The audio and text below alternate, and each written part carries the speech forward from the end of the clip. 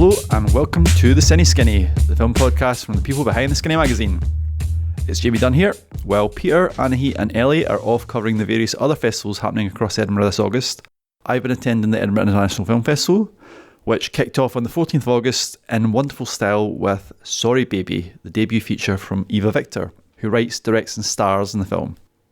So Sorry Baby comes to Edinburgh on a wave of glowing reviews from Sundance, and it seemed to go down extremely well with everyone at the opening. It's a funny and heartbreaking drama centred on a young academic called Agnes, who's played by Victor. We follow Agnes across several chapters that show moments from her life over the course of several years, during which she was sexually assaulted and raped by her college professor. These chapters are told out of chronological order, and the film shows how a traumatic event can completely alter your life. But with time and good people around you, you can find a way through. The film does cover troubling subject matter, but it's a story told with a lot of sensitivity, a lot of compassion, and crucially, a lot of humour. So I sat down with Eva Victor at a fancy hotel in Edinburgh on the day after EIFF's opening, and we had a lovely chat. And then at the end, well, maybe it's better if you actually hear what happened. So here is the end of our conversation, and this audio was captured on my iPhone, which I was using as a backup. Hey, that was so nice. Thanks. God, how stressful to be in charge of that thing. I know I'm so glad I'm not in charge of it. Oh my god. Did it not record? I don't think I did record it. Oh well, my god. this one. Okay. Yes, oh my god. Is that good enough? It should be fine. I'm so sorry. It's because they watched me. It was all set up. I'm sorry, that sucks. I know. I said really good stuff though, so don't forget to save I will save it. Oh. So yes, I made the rookie error of forgetting to press record on my interview. This is why Peter usually handles the tech. But as Eva said, it was a nice chat, so we're going to publish it anyway in this slightly wonky version captured on my iPhone. Over the course of a chat, we discuss Eva's experience performing at the Fringe 10 years ago, the beautiful female friendship at the heart of the film between Agnes and Liddy, who's played by rising star Naomi Ackie, and we discuss Eva's decision to keep the traumatic events that see Agnes go into a tailspin off the screen. Have a listen. So, welcome to Edinburgh. Thank you. How did it feel to open the Edinburgh Film Festival? How was that? It was a true honor. I think opening a festival is very special because you get to sort of open the door to all these other films too, and it's such an honor to be the first taste people get of a program. So it was amazing, and the audiences were so warm, and there were so many of them. It was so overwhelming and exciting, and the theaters here are also so beautiful. So we were very overwhelmed by how warm and welcoming everyone was. I was going to say, as a comedy, or a film which has lots of comedic elements, I just wonder how does it play differently? Have you noticed it plays differently in different nations? Because you played it in the US already, and I think it's played in France as well. Have you been surprised by the reactions? I try not to sit through the film because it's very devastating to watch myself. Whenever I don't have to, I don't. But I get a sense of how it went when I get to do a Q&A. I think I get more, not of how it went, but what the energy was like in the room. And doing the intro, sometimes you get a sense of what it's going to do too. But at Sundance, I was very overwhelmed. We'd only shown the film to about 30 people at a time at that point, and the Sundance venue was like 1,000-something people. So that was very overwhelming, and it was a really warm room. And Cannes is also, Cannes was cool. It was also warm, but people laughed in different places, and that was really interesting. And I'm not sure what the audiences did last night because I went to dinner during the film. Well, that's fair. But I went to the party, and people were very kind about the film at the party. And I like to ask close confidants, was there laughter? And if there was laughter, I feel like that means they were locked in enough to feel the film. But you also mentioned last night that this is not your first time in Edinburgh. You know the city quite well. Can you tell us a bit about that, your visit here previously? Yeah, I've been here in, I think it was 2014. Friends and I had brought a very small improv show to, it was actually improv and sketch show to the Fringe Festival, and it was very humbling. It was a very small show. It was in an attic, and we were excited if more than, I think, 4 people came to a show. But you know what? It was also awesome, and I think it was important because it takes a long time to get more than 4 people to come to something, and a lot of people, and a lot of planning, and a lot of money. So it was a good taste of what it's like to be a comedian in the city for a long time, trying to make it work. Well, it's fair to say a lot more people are going to see Sorry Baby. Can you maybe maybe more than 4 is good, yeah. Hopefully the box office is going to be a bit better. Yeah. Maybe you could just talk about how that film started. How did it kind of like start in your brain? I really wanted to write a film about trying to heal, and I felt like there were these years, the years right after something bad happens, that hadn't been documented in the way that hadn't been documented from what I've seen. So I don't really, you never can see every film, but I was missing some sort of conversation about these years when everyone looks away and moves on with their life, as they should, but you are left stuck trying to make sense of what happened. And they're very slow years, they're very difficult years, but I feel they are very definitive years. Like, they're really their own thing, and they feel like the lost years. And so I wanted to make a film about that time, and I wanted to move away from the violence being the center of the film and move towards these lost years and towards what a really good friend can do to keep someone alive and sort of honor that kind of love too. So that was why I wanted to write the film. And it took a bit to figure out how to structurally support the idea that the film wasn't about the violence and was in fact about a love and friendship. And once I cracked how I wanted the film to move, then I think the writing was able to open up in the way I needed it to. Yeah, I think that definitely comes across, that Agnes and Liddy's character does feel the heart of it. Can you talk about working with Naomi Ackie as Liddy, who's great, I think, and I love all your scenes together. So good. Naomi is such an amazing actor. Like, I feel so lucky that she understood the film when she read it, and she just brings this seriously bright light to the film and to any room she's in.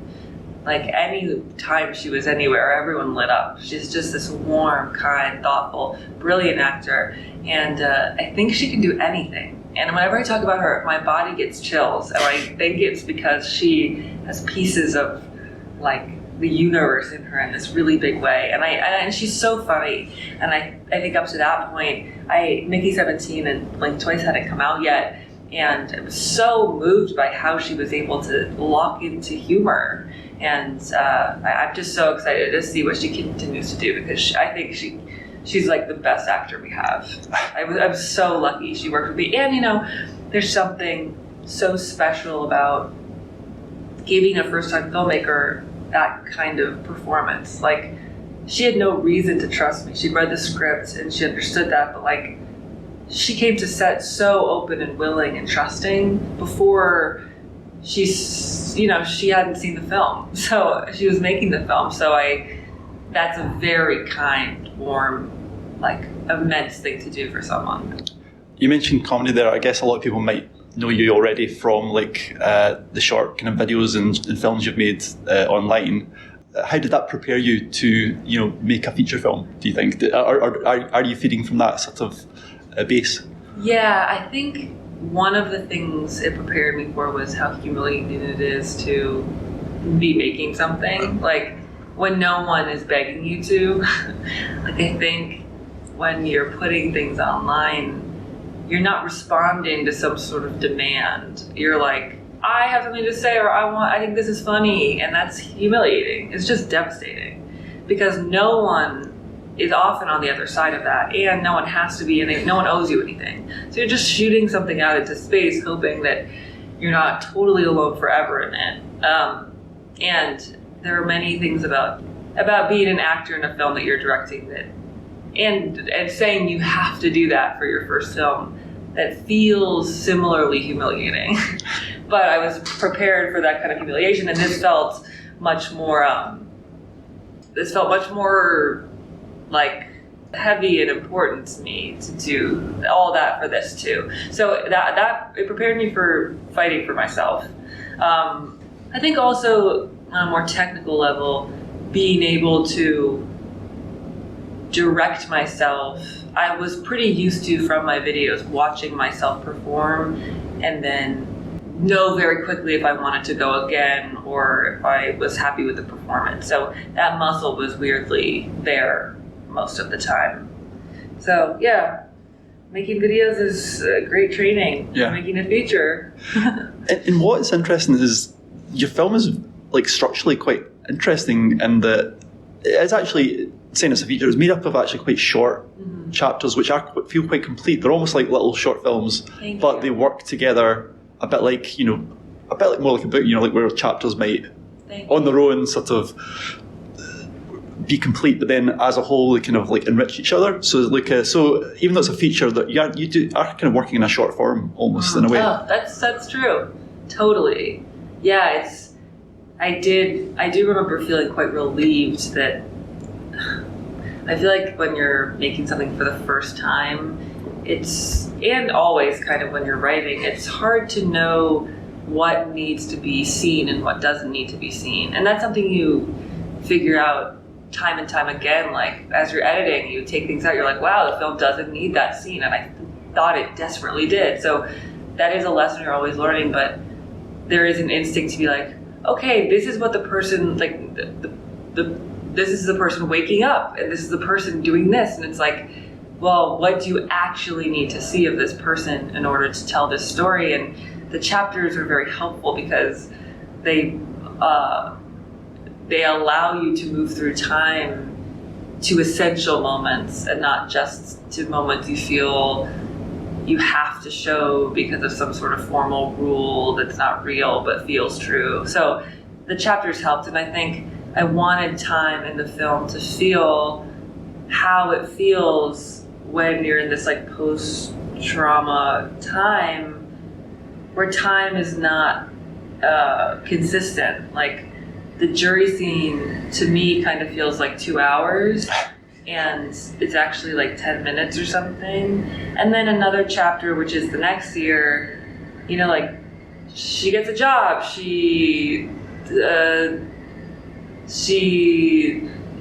her best friend gets engaged. She has like all these things happen, and that all happens in this a year as well. And I wanted time to feel discombobulating in the way that it feels when you're trying to move towards healing. Yeah, and time is also interesting because Agnes doesn't believe she's going to get older. She can't imagine herself as an old person, and when she sees the baby, she can't imagine the baby as an old person. So this idea of like, as human beings, we're quite bad at kind of seeing how time works, essentially, even though it's all around us. No, it's true. It's like so subjective, and that's true. Like I feel like sometimes, like my mom, sometimes like I look in the mirror and I'm like, oh my god, like that's not what I think I look like because time's moved, and it's so true. Like, damn, time will get you, Yeah. But time will also slow down weirdly when it's really subjective. This is what Inception's about. Yeah, definitely. One of the interesting conversations I had straight after the film was how your film really taps into the weird relationships that happen in grad schools. Oh, cool. Where did you go to grad school? Kind of, I did a master's, but it's grad school. Yeah. It's a slightly different here, I think. It's not. Maybe I didn't have quite an intense a relationship with my professors. Well, I didn't go, so I made it all up. Well, that's the thing. Like, so what was your research? Because it is an interesting dynamic where you have essentially the student being almost at the same level as the professor. They're almost peers. They treat each other like peers, yes. But there is a kind of weird power dynamic, and obviously you explore that in the film. Yeah, I the experience I have is in college or university, as you say here. I was in an acting class that was very intimate. Like it was the same group of like 10 or so people for 3 years, and that was really weirdly intimate. And there was also a lot of personalities because it was an acting school, so everyone was like a little bit demented, and it was really revealing. And there is so much intimacy to being stressed out with people, and to seeing people at this time when they're really wanting to prove adulthood, but it's not. They haven't actually like lived a life outside of the school yet. So. Yeah. And you act weird too, obviously. So I think I understood how weird it could be. And then you kind of fall off. Like the second you leave school, you realize we're actually not friends. We were just in the same place at the same time. And there's like a weird thing of people being locked into your memory in a one way. And they're obviously people evolving in the world and growing, but I feel like I did have a sense of that kind of intimacy and weirdness. The professor thing, I agree, there is like this playing at peers thing that does happen, and it can be quite disarming, especially if it's someone you admire who has achieved something you want to achieve. Like this man published in the story, and there was more about this, but it got cut for good reasons, but he has like this wildly successful first novel, and he got this job because of that success, and I don't think he's equipped to necessarily teach, but he is very much like acting as a friend when maybe he shouldn't be. Maybe there's like but there was something really important to me to speak about, which is an institution feels safe just because it's an institution, because a teacher's a teacher, like a professor's a professor, a student's a student, but really that rule that we think exists is actually can be broken at any point, and someone can break rules that you feel are just rules of the world. Like, this is my body, no one can do anything to it without my permission. Like these, there are boys and there are girls, like there are all these rules.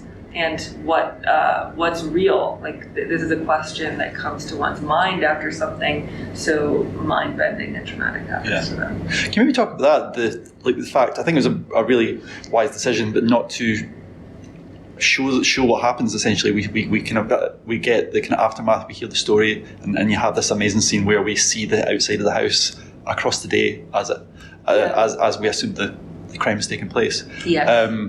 And I guess there's a whole thing in the film about like nobody really says out loud. There's a lot of euphemisms around what happens to her. Yes. Can you talk about trying to protect the audience in a way, but also protect the character by not showing stuff? Well, you got it. Yeah. I think I made the film in order to not show it, really, because I kind of had this idea that it feels like other movies feel like they have to show it or they want to show it, and for impact. And I do think often it is impactful. And I really wanted to try to make a film that was emotionally impactful and didn't send, my body into shock watching it. And so it was always written as we wait. Then Agnes emerges with her boots and time passes. And so I was sure I didn't want to show that, and I think there are reasons why I didn't want to show it that have also I've come to learn beyond not wanting to show the violence, and I think the idea that we're ahead of Agnes at any point, that we know what happened to her and she doesn't know yet, felt wrong. And I wanted her, in her own words, to be able to tell us what happened once she feels safe. And so we don't really see her face until she's in the tub with Liddy and she feels safe enough to use her own words and say it. It meant a lot to me that the film itself believed her at her word, and we didn't need to see it to prove anything, because in real life we just never are there, and we have to believe what people say, and I wanted the film to believe that. And also, when I think about it, as a filmmaker, you choose everything. So you choose where the camera goes at any point, and whose eyes am I looking through? Like, if I set up a camera inside this house in a third person sort of way, and there are two people in the shot, whose mind am I in? And and I just didn't understand. I don't understand who that person is watching in it. And I think staying outside in a lot of ways allows us to stay emotionally with Agnes, because I think her body goes in this place, but I don't think her mind catches up to it. And it felt like she freezes, and we get to experience that kind of experience of frozenness without having to. I didn't want to scare anyone, and I made the film for a person that I was, who wanted to see a film about this that didn't scare me. So yes, I hope that at the end of the day it feels like I take care of you through it, but that it feels emotionally impactful at the same time. Yeah, I think it's no less moving. Thank you. By highlighting it.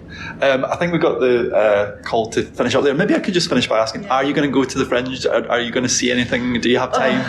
I'm desperate to see something, but there's like 1,000 posters, and I always forget that, I remember getting here and being like, oh my God, there's so many shows here. I didn't understand that when I was performing in it, and it's hard to know what to go see. I might try to see a sketch show tonight. Yeah. You could be the 5th person in someone's show. Oh God, what a nightmare. Yeah. No, I am done. But I might go see a couple. I want to try to see a film too in the festival, but it's bursting with creative energy. You can feel it, and it's very exciting. Well, your film's a part of it as well. Yeah, so, thanks. Congratulations. Thank you so much. Sorry Baby has finished its run at the Edinburgh International Film Festival, but it will be in cinemas from the 22nd of August. I hope this conversation with Eva Victor encourages you to check it out. That's all from me. Bye.